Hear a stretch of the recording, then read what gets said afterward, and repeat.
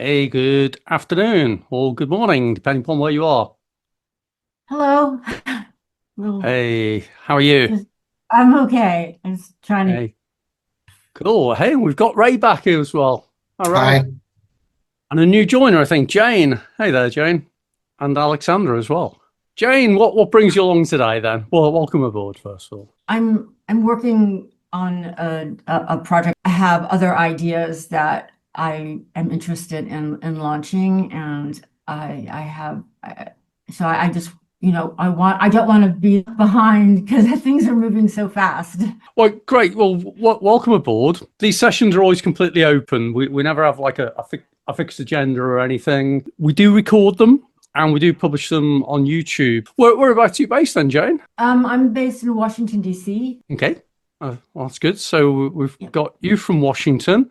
We've got Stuart who's just joining us, who I think is in Southern California. Stuart, good morning to you. Hey there. Good afternoon. We've got Ray, who is UK based, I believe, if Yeah, I London. remember correctly. Yeah. And we've got Alexandra as well. Hello, Alexander. Do you want to say hi? Yeah, kind of new. Just wanted to check in and see what this was all about. I'm always up for new conversations and stuff. So, I'm from Lagos, Nigeria. Okay, cool. We've had a few people on from Nigeria lately, actually. I don't know if people have moved on from the government's CBDC project with the ENARA and are looking at how to actually do crypto in some way, but it's interesting. So what was the interest then, Alexander? Is it that you're working on a project or you just got general interest in the space? A general interest. Currently not working on any project. Yeah, not currently, no, not working on any crypto projects at the moment or any other kind. Just here to listen to ideas and I don't know, maybe give some ideas as well. Go. Excellent. Well, thanks for joining us. As I was saying to Jane, these sessions don't have a fixed format as such, so we end up discussing whatever people want to discuss. We've got people with a range of experiences and knowledge. So Stuart's certainly been in the blockchain and crypto space for many years. Me, I've been in the I've been in the blockchain and distributed ledger space since about 2014 and the crypto space since about 2016 in various guises, either working on projects or advising companies or advising or working with startups. So we've got a range of experience there. Jane probably gives an opportunity then from the Washington perspective. Is it that you've just got a general interest there? You saying, did I hear correctly, you working on a project in some way? And you don't have to mention the name of the company or anything if you don't want to. Equally, if you want to promote it in some way, as long as you're not doing a sales pitch, that's great as well. No, I'm not doing a sales pitch, and I don't do crypto. I I'm a former journalist. I worked at the Washington Post. I was a syndicated columnist for United Media. I started not one of the first, but the first newsletter on the commercial rise of the internet back in 1993. So I have a lot of experience with online media, and I left for a while to go into federal contracting. I got let go by Booz Allen Hamilton in May. And then I became a fellow with the R42 group over the summer. And then I was hired by their US subsidiary to develop a book writing app, which I'm doing now. But I've always been an entrepreneur and have ideas that I would like to bring to market, and I'd like to network. And, executing some of the ideas is not just involving AI, but it's people who have other expertise in the areas that, I'm interested in. I my debut novel comes out next year, and I'm trying to build like an ecosystem around it, and I need help with that. Cool. Well, we've got a real mix of things as well. That's why I love hosting these sessions, because originally they were technically about crypto, but they soon Mhm. diversified into things like the metaverse because there's an intersection there, and AI, as you mentioned, um, because the whole thing of AI has exploded over the last few years in terms of popularity. and there is some connectedness as well with other emerging technologies. So you're in the right place to network. Then that's great. That's really interesting. Fantastic. Well, thanks for coming along. We've got Rich back on again. How's the audio and the speakers, Rich? Think we're good. Yep, we're good. We've got video as well. Bonus. Excellent. Yes, Rich, yes. I got everything working. Fantastic. Rich, whereabouts are you based then? I'm actually in Italy. Okay. And originally from South Africa. Okay. Hence the accent. That's correct, yes. Yeah. Oh, okay. So that's a nice mix today then. We've got a couple of people in the States, a couple of people in the UK, one in Lagos, Nigeria, and one in Italy. Fantastic. We're increasing our range of continents, definitely. That's really good. So what's your interest then, Rich? Anything in particular? Yeah, I was invited onto the group I actually can't remember. I think I joined about 2 weeks ago, and then I just didn't have a chance to join last Sunday. I forget who actually invited me onto the group. But he said that you guys share your ideas and that sort of thing, and the projects that you're involved in. So he said I'm welcome to join and tell people about what I'm doing as well. Yeah, absolutely. And I always say people are welcome to talk about the projects they're working on, but do remember that this is recorded. It appears on YouTube. So if there's anything you don't want published, then let me know beforehand and I can edit it out. And equally, if there's anything you do want to talk about and you want to promote it and it appears on YouTube thing, feel free. As long as it's not a sales pitch or a scam or whatever, which I'm sure it won't be, then feel free to talk away. So are you able to talk about what it is you're working on then? Yes, certainly. I mean, my background's in network marketing. So I've been in network marketing for 25 years. I've done products, I've done all those type of things. And eventually I got into the sort of crypto space with network marketing and went through all the scams as well, as everyone encounters. And I was looking for something that was more sustainable, and something where I could put my experience to use, and knowing how the scams work, as well as every network marketing works. It was easy to identify where the potential problems were and make sure that those problems, I don't just carry them over into the next one. Because what I found is that most people are driven by greed. So one of the things that I didn't want was to have something that would potentially just be something where people could say, oh, I can make money. Because, that's what everyone tells you. Oh, no, it's fine, I'm making money. Well, it's actually not fine if you're making money because you don't know anything about the problem, that you're involved in. So, I needed to use my experience to make sure that I wasn't bringing my network into problems. And, I don't want people to lose money. That's the bottom line. So I was introduced to a company. Yeah, sorry, carry on. Gary. No, go ahead, carry on. So I was introduced to a company 13 months ago, and what they do is effectively online savings. And there are online saving companies that offer, that high interest, high yield savings account type of thing.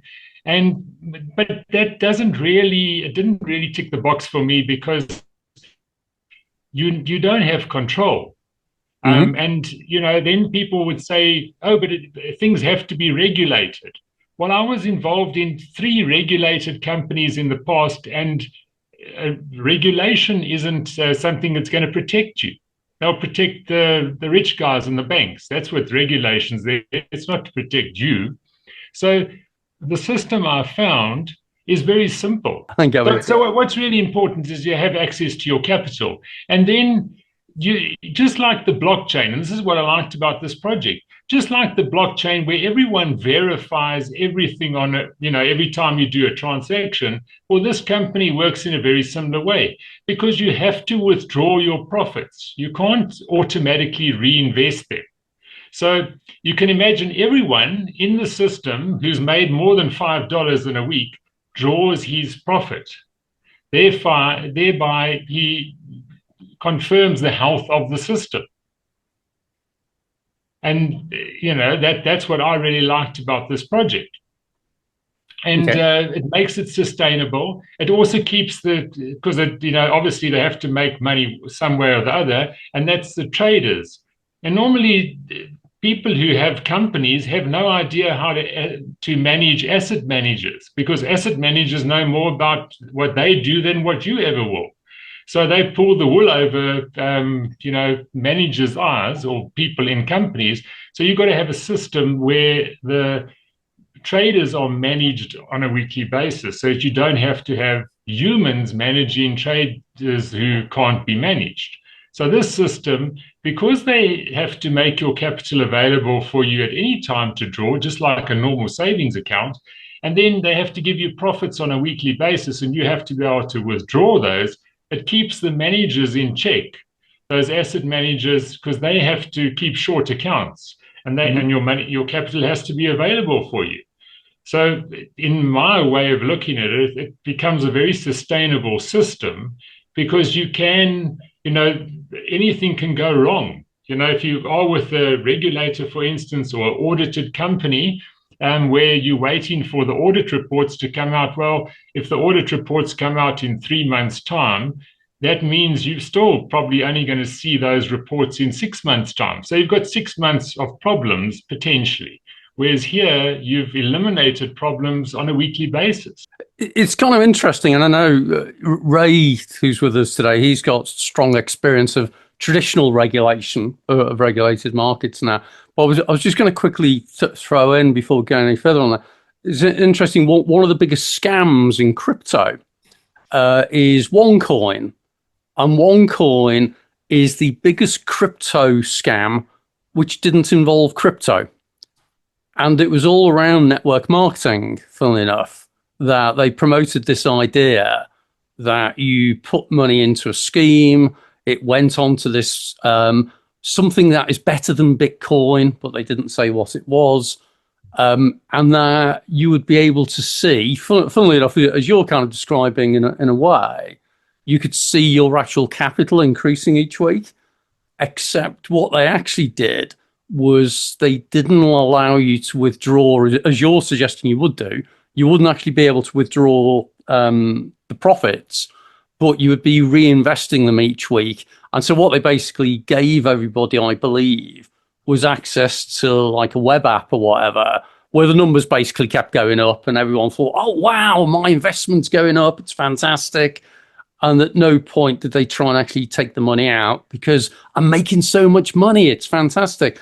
And what was fascinating about it was that it was only promoted to people who were into network and multi-level marketing. It wasn't promoted to anyone in the crypto space. And this is where it was fascinating that before it actually drew widespread attention to people who realized it was dodgy, they'd already sold the idea to lots and lots of people who are into the concept of network marketing and all this kind of thing.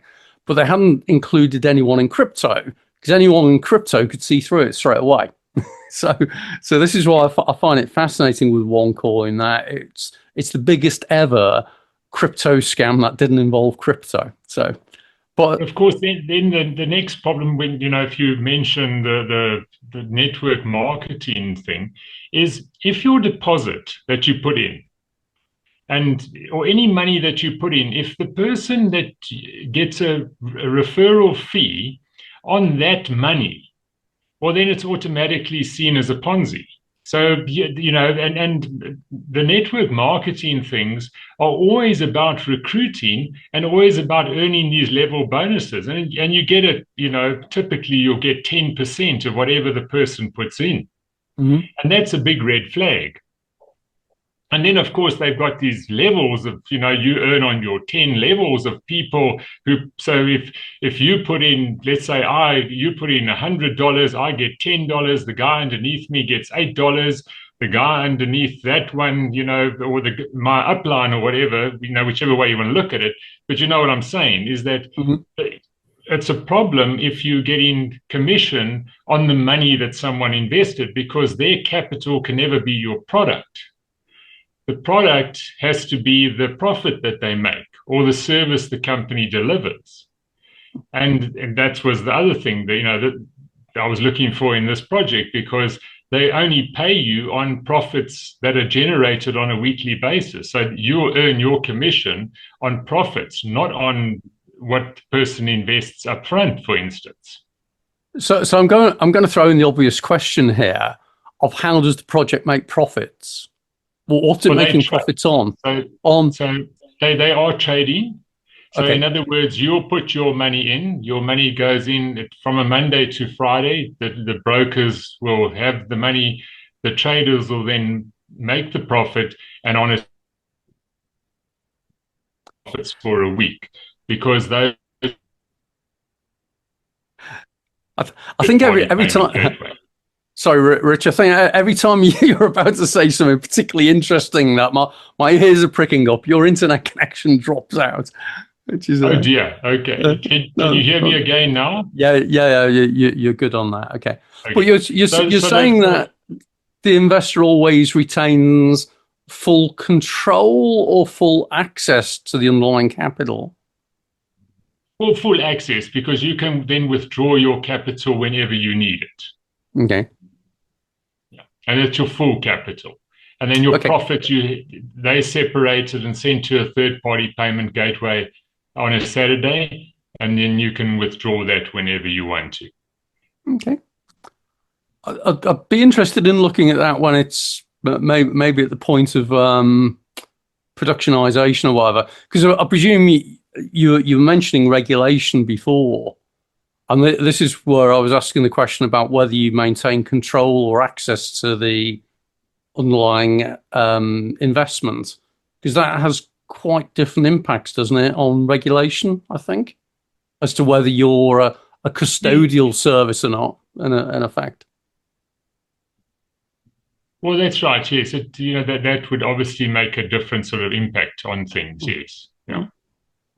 But, obviously, this is I think there's I would estimate about 6,000 or 7,000 active members. There's probably a lot more members, but I would say about 6,000 or 7,000 active, but generally smaller amounts, because people are skeptical and they'll start off and with $100, you can go in with a minimum of $10. And I find that the average person that I've seen, yes, there are a few with about $1,000 or a little bit more than that, but the average person has got between $50 to $200. That's because people.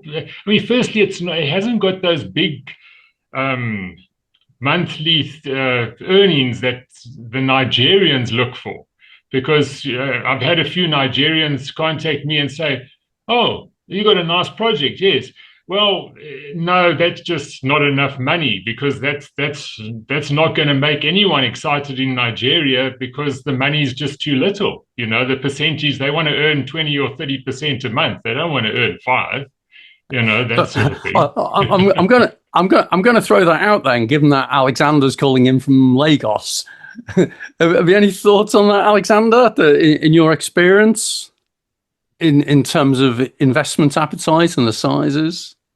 Well, to be fair, investments generally, I think we should all, if you're financially literate, you should understand that 5% every month is a really, really, really good really good deal in the financial world. But I think the problem that we have in a country like ours is the way blockchain, the way crypto has been introduced to us as long as the tag is attached to it, as long as there is a tag of crypto, as long as there is a tag of blockchain, there there is the idea of increased returns. There is the idea of large returns. There is the idea of large profits. So I can very well understand when you say that you have people from Nigeria saying that 5% is a little too small every month. But then again, I think this is just an education problem in our country where we are. So it happens. Yes, I'm very well aware how this how we as Nigerians are portrayed. But then again, an education problem. How blockchain has been how blockchain has been presented to the masses here.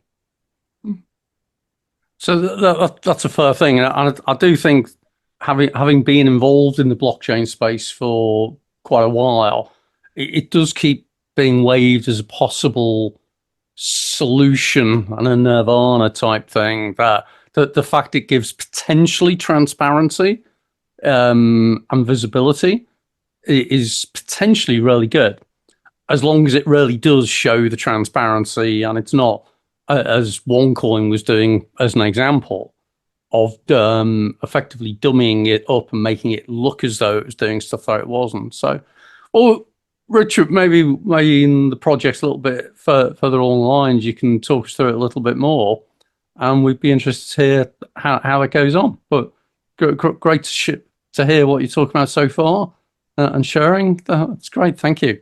Thank you.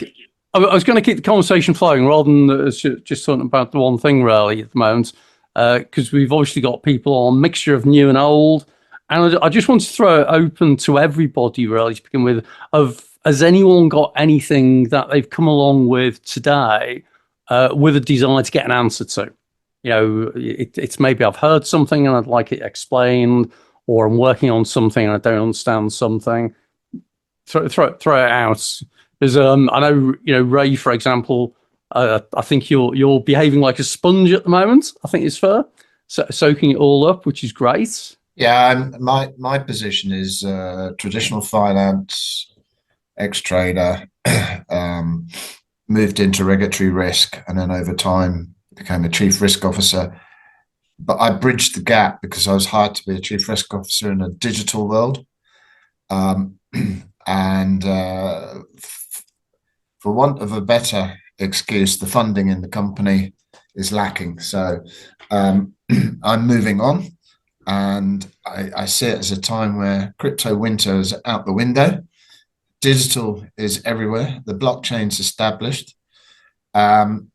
The Genius Act has freed up the market. Everybody's rushing to do everything. Stable coins are talked about left, right, and center. And so what I'm trying to do is consolidate my position. And there's so much to learn, but also I'm used to specializing. So that's why I'm a sponge. Excellent. The interesting thing as well, funnily you mentioned with your role as risk officer as well, I noticed in the press this week, one of the emerging risks in the insurance sector, and insurance is all about risk ultimately. One of the emerging risks is around AI and chatbots and that. And I noticed the insurance companies are now beginning to put in place limits around how much they'll pay out on AI-related claims. So I think they're kind of waking up to the fact that you've got not just crypto, which was a concern for a while, where the insurance sector, I would argue, still doesn't understand crypto sufficiently. I think there are a few underwriters in the market who've got a good grasp of it. There's a few brokers, but the market in general does not get crypto. It certainly doesn't get AI, but that doesn't stop it. One of the fascinating things, I do a lot of stuff in the commercial insurance sector, is that it's one of the most creative, innovative industries going, because it has to predict the probability of things that have never happened before and the impact of them. And the very fact that there's no history to some things, so you can't predict the risk, doesn't stop them. They just price it accordingly. So I'm finding it interesting, and it's funny with you saying like chief risk officer, how the insurers at the moment are backing away from the risks being posed by AI in particular, and not just crypto. So an interesting one. And hey, we've just been joined by Elena as well. Elena, good evening. We've got people from all around the place today, a couple in the States, Italy, Nigeria, and the UK. And Elena's joining, I presume, from Ireland today. Is that right? That's really nice. Yes. Yeah. Good evening, everyone. I'm joining from Ireland. Yeah. And come on, please continue speaking.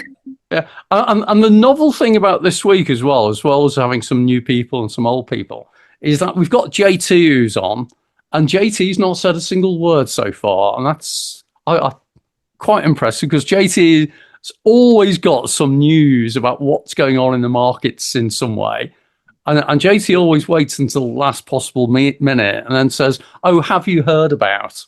It's always something radical. So JT, welcome aboard. Any news for us this week? I was having dinner. That's why I was quiet. And to be honest, the MLM stuff doesn't interest me at all. I was a victim of it in the past, and I think many people have, but you only learn, and you move on. That's it, So that's why it doesn't interest me at all. So I was quiet, of course. Yeah. So what's new then, JT? What's the thing that you were going to throw in at 5 minutes before the end, where you always say, "Oh, by the way"? I've been quite busy this week. Really, really busy. So I didn't keep much up to the latest this week. But yeah, it's just a whole market crashing, and a few projects closing down. That's the only thing I saw, because I don't think we have seen the aftermath of that liquidation, of the 20 billion liquidation that happened last month. I think now it's trickled down, and we're gonna see some big projects, I think, closing down because they lost their treasury. They don't have any more money to pay to people, so it will affect the market badly, But I think the main news that I've seen was the warning from JP Morgan about strategy. Did you see that? I didn't. Tell us more. Yeah, something around the danger of strategy being classified as a fund, and being delisted, so getting out of the indexes. Okay, that's super interesting, and if that happens, oh my gosh, I don't even want to think what will happen to the market. It'll be terrible, absolutely terrible. so tell us a bit more about that, and I'll see what I can find on that. That I've seen a comment, so I'll show it on the screen in a moment, about strategy and what JP Morgan was saying. But I presume this is what you were talking about, where it's saying that we could have some major outflows. Is this the one then? Yeah. So strategy, what is it? Is it a fund? Strategy as in MicroStrategy. Right. Yeah. Now I understand. Okay. Yeah. I don't know what games JP Morgan is playing, and a few others, but it looks like they are trying really to crash crypto badly. The intentions, I don't know, to be frank, and right. I think. Go ahead. Yeah, so I'm a bit suspicious always when people of that caliber, like JP Morgan, comes out and say those things publicly. Okay. There's always something behind that. It's not just, we're warning our investors. Right. I think I get this now, and it might be worthwhile just explaining to people who are maybe not quite so familiar with what's been talked about here. So strategy is the rebranded MicroStrategy, which is a business intelligence company run by Michael Saylor, who's very outspoken about crypto, the future crypto, and he developed an investment approach for MicroStrategy, as it was, where they started buying up Bitcoin as a way of hedging against the risk of fiat failure, which is quite interesting. So he suggested that they were buying Bitcoin not as a how to make money strategy, but as a hedge against the failure of major markets, which is kind of interesting. And MicroStrategy kept buying and buying Bitcoin, and sometimes it'd go up, sometimes it'd go down. And then eventually people realized that actually, rather than getting exposure to crypto by buying crypto, you could get exposure to crypto by buying shares in MicroStrategy, right? So it's a way of buying traditional shares in a traditional company that, as part of its treasury management and portfolio, it owns Bitcoin. So it's a way of getting exposure to Bitcoin without having to think about owning private keys and all the complexities and everything. And then some of the hedge funds started taking positions in MicroStrategy, or as it was renamed to Strategy, as a way of giving them the exposure. So I get it. So if all of a sudden the hedge funds divested themselves of Strategy shares, in effect, from their portfolio, that could adversely impact Strategy, and so adversely impact crypto. Have I surmised that correctly, JT? Yes, sort of. Yes, I didn't really dive too much into it. Okay. To be frank, I just kept just on the headlines. But in essence, yeah, it's pretty much what you said. Okay. My understanding, yeah, but I need to dive more into it. Okay. Or it might be JP Morgan have got some traders somewhere who've come up with their own forward-looking approach, which I've no idea what it is. But, you think about some of the options that they could execute and then put out some news about possible changes, could give them some interesting opportunities. Okay. Thank you for sharing that. We shall see where it all goes. So I guess more generally on the crypto markets at the moment, you're saying about how things are kind of dropping. I really hate the term crash, because I've seen now Bitcoin and such like has really dropped in the past. So Bitcoin at the moment is trading at about, is it $85,000, I think? Thereabouts. And the overall crypto market has dropped just below 3 trillion. So it went up to 4.7 at some point. So I guess there is some consolidation. But I'm never convinced by just following crypto prices as a real indication of anything, because I think there's a lot of manipulation going on in the markets. I'm sure we've all heard about whales and the influence they have, that kind of thing. So, yeah, interesting times. Okay, thanks, JT. Right, opening it up then, because we've only got 20 minutes left. Any questions from anybody at this point, or any points to make or anything?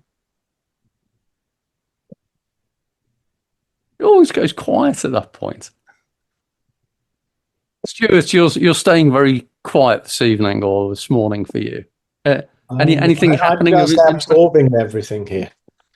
And I was listening to JT last week telling me that Bitcoin would go up this week. So I'm not taking investment advice from JT anymore. Perish the thought that you were beforehand. I said it might go up if market conditions change. Yeah, you need to be careful what you say. And it's not investment advice. We all know how it works. Come on, mate. This is all like Gary said, it's just manipulation of the markets. I mean, 3 trillion in 1 week. That's crazy. Absolutely crazy. And it is interesting as well, some of the comments I'm seeing on some of the networking groups now, where they're all coming out with the same phrase I've heard so many times now, which is, oh, well, it's a different market this time.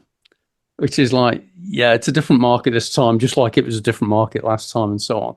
But the fact that there's a connection with things like exchange traded funds and hedge funds and asset managers all getting into the space means it is a changing market. But whether that makes any difference, I don't know. So, okay. Yeah, look,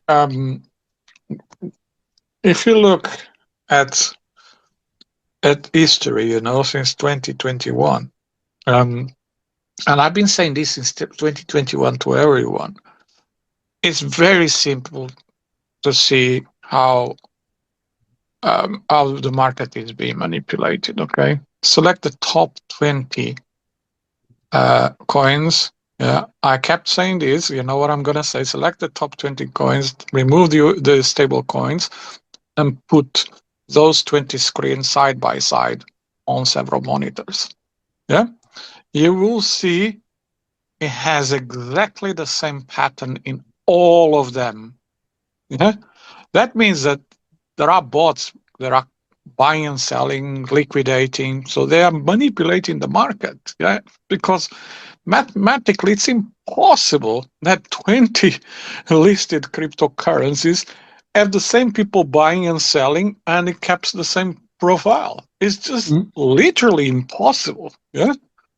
The likelihood of that happening is just, I don't know, the probabilities are billions, if not more. It's just crazy. It does kind of show the concept. So I've pulled up on the screen. Hopefully you can all see now. If we take a look at these are exactly as JC says, that the top cryptos. I haven't filtered it out for stable coins, so we can ignore Tether, USDC. The main all that are coins. green. All that are green. Exactly, yeah. And so this has been my argument for a while. That if you take a look at the behavior of Bitcoin, of Ethereum, all the others, those patterns do look similar. Now, I appreciate that as human beings, we unfortunately suffer quite badly from an internal bias called apathenia. And apathenia is the ability to see patterns that don't exist. So we see correlations, even though there aren't actually correlations.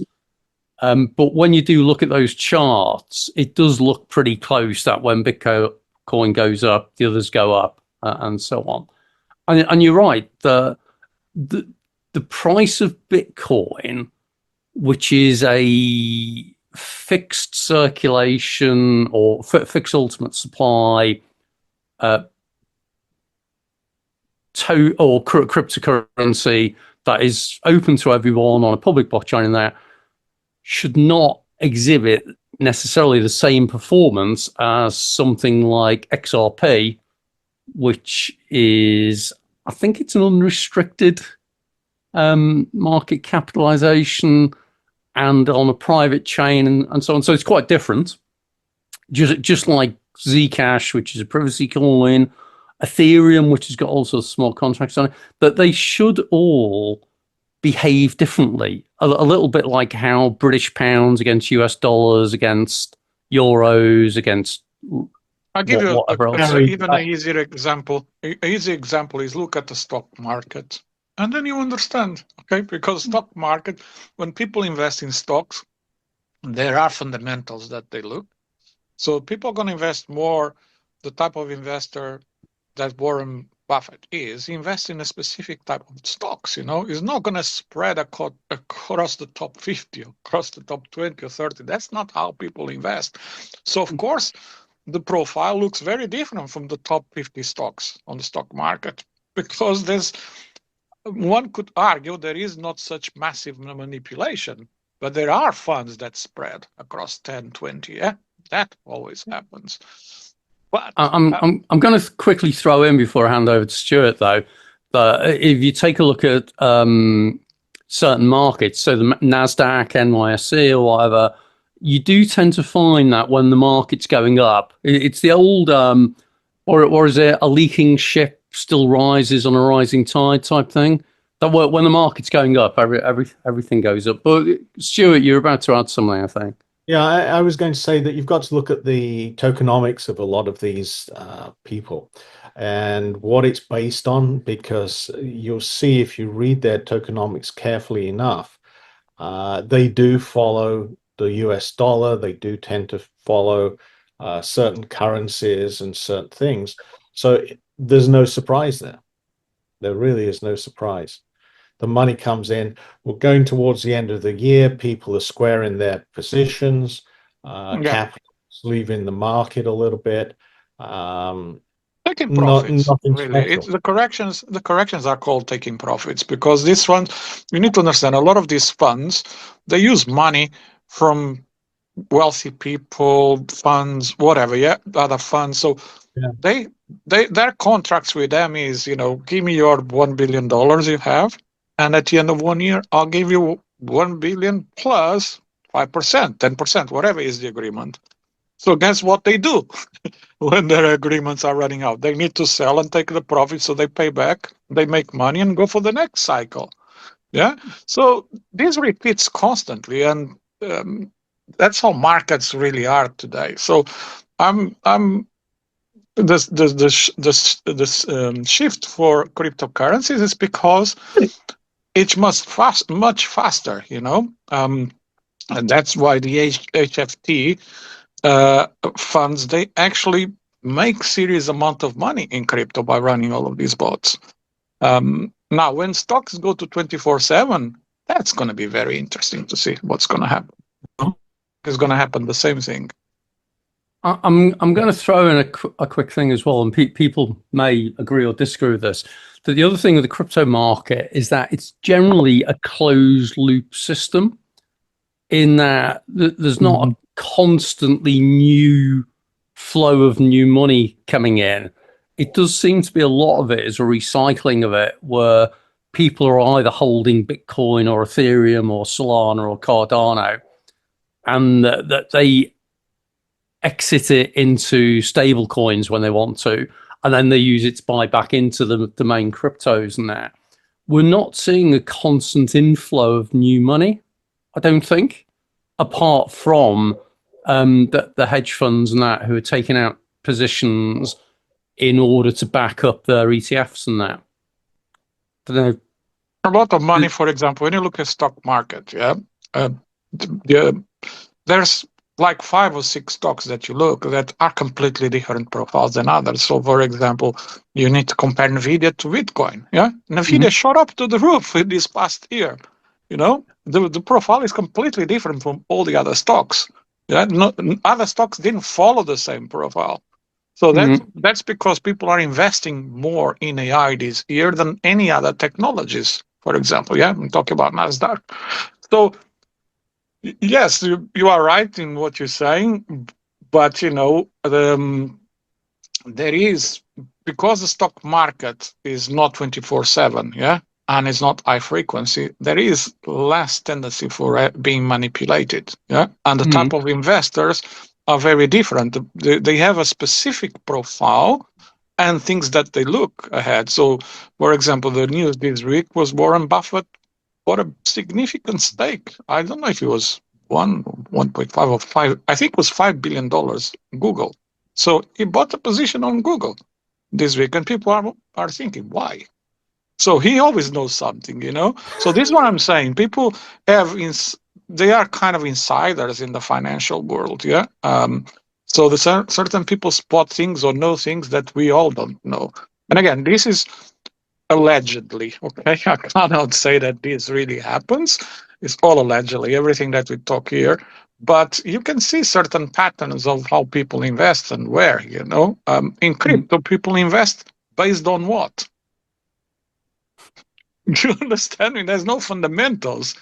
It is what we think, that Bitcoin is going to go up because everybody's buying, or let me sell because everybody's selling, Or I'm gonna hold to it until it reaches $1 billion. $1 million each Bitcoin. So it's completely different type of investors. That's why all of these hedge funds came to crypto, because it's a much faster market, a much faster way to make money by doing volatility, also known as manipulating the market. Because if it's very volatile, yeah, you can basically leverage futures, long, shorts, and just liquidate everyone in the market. That's all it is, the game.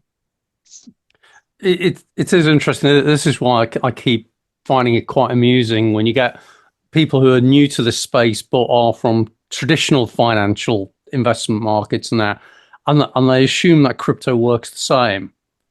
And as we all know, it doesn't. Whether it's through manipulation, liquidity issues, the way it's traded, the increasing regulation, because there is more and more regulation now.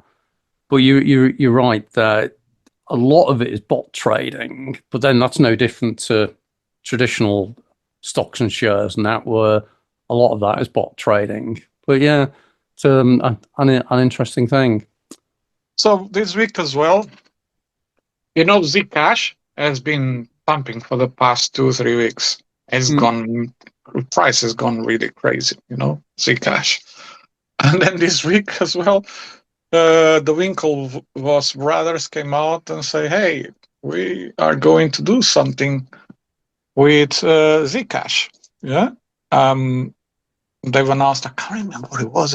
Sorry, I've been so busy this week. Let me Google quickly. Zcash, Winklevoss brothers, what they've been. It was just, I scanned this news very quickly. Yeah. It's a Zcash DAT. DAT. Which one? Sorry. So Winklevoss brothers, they're the twins. Yeah. So they are launching 100 million Zcash DAT. Okay. I shall see if I can find that.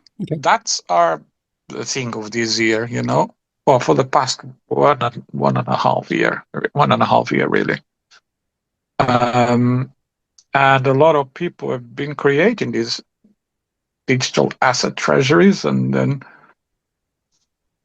so I think people start to understand again that probably were whales that were pumping Zcash. Yeah.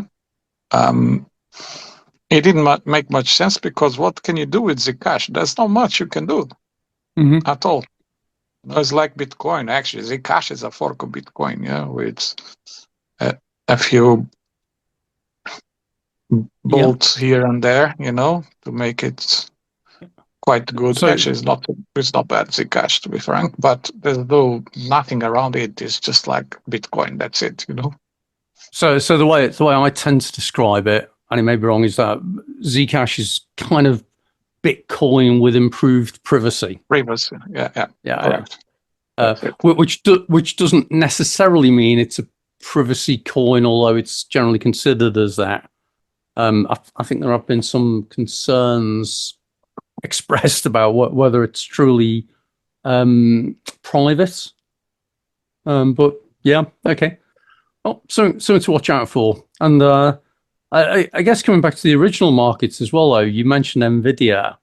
The number of people who were saying that the NVIDIA earnings call the other day, we were going to see NVIDIA crashing, and it didn't. So it shows that we're all very good at getting it wrong.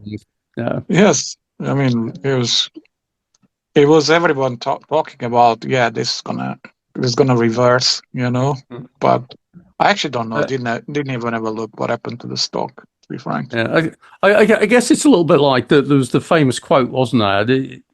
It's been attributed to a few people, including, was it the baseball guy Yogi Berra or Yogi Burr, probably? That forecasting is very difficult, particularly when it's about the future, which I find quite amusing. So, okay. Right. Thanks, JT. Right. We've got 5 minutes left. So this is an opportunity then. If anyone's got any final things in the last few minutes that they want to add, share, or ask? Because we've covered a range of things there. We've gone from multi-level network crypto with improved traceability. We've talked about crypto markets and correlation between Ethereum correlated assets, the impact of strategy. Anyone got anything else in the last few minutes? And this is where everyone goes quiet again. No, I have a question, and this has nothing to do with crypto. But Okay. if anybody has any contacts in merchandising, I would be interested in connecting with them to discuss my project. Merchandising of what in particular? Well, it's merchandising of products that are related to my novel. Okay. So, Just thinking, You know, it still sounds quite wide. well, I mean, it's like toys. It's, you know, the traditional T-shirt stuff. But you know, the theme of the merchandise is about hacking. So, Okay. and I just think it would appeal to people. Well, certainly if it's about hacking, that kind of reintroduces the crypto angle, because the number of TV movies or films that I've seen where there are all these hackers who seem to be using crypto to enable it, and that was it Mr. Robot? That was, Yes, I think Mr. Robot. Yeah. yeah, which is a brilliant series. I can recommend it to anybody. Really interesting. Okay. Yeah. Well, that's one, mate.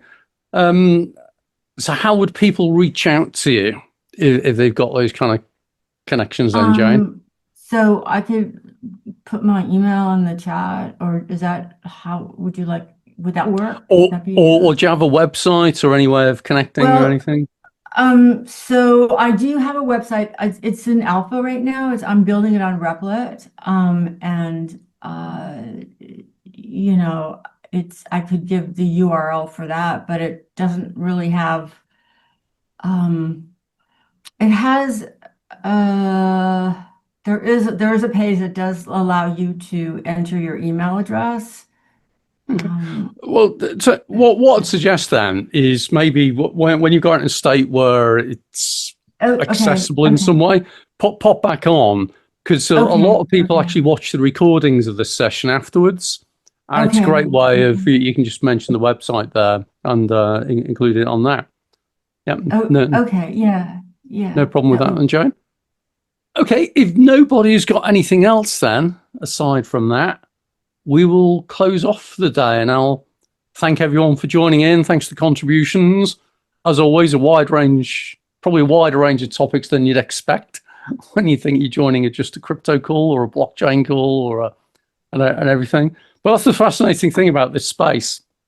You start talking about one thing and it takes you down the rabbit hole of many other things. So thank you everyone for coming along, the new and the old. Thanks for contributing, and hope to see you all again sometime.